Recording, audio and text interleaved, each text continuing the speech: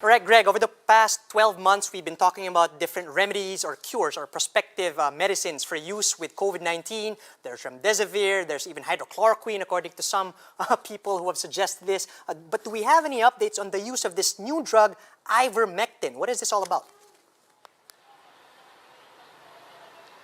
Charles, ivermectin, according to the Department of Health, has not shown any positive result yet in terms of addressing COVID-19 in clinical trials conducted abroad.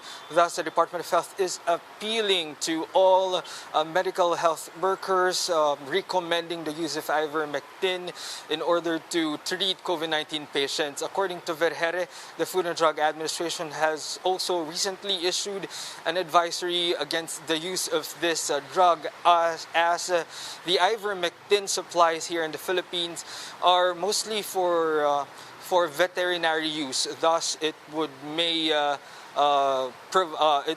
give negative results to individuals if it will be given to them.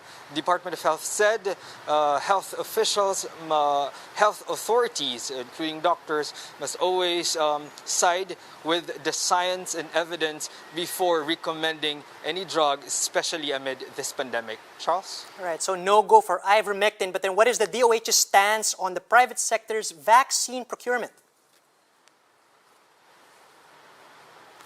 Charles Verhere clarified that they are not blocking the intent of private institutions to procure for their own supply of COVID-19 vaccines. However, Verhere emphasized that these procurements must be coursed through the national government under a tripartite deal. And Verhere even mentioned that at the end of the day, everyone will still be given a COVID-19 vaccine, regardless if it is procured by the government or the private institutions that they are under.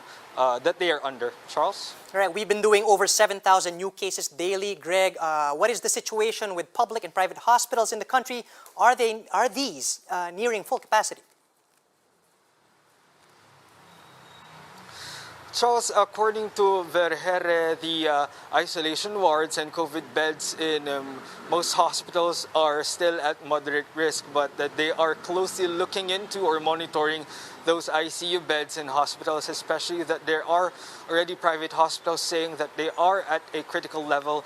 When we talked to the president of the Private Hospital Association of the Philippines early this morning, Dr. Jose De Grano, president of the PHAP, said 30 private hospitals in the National Capital Region are already at a critical level, while most of their 500 members are already at a high risk.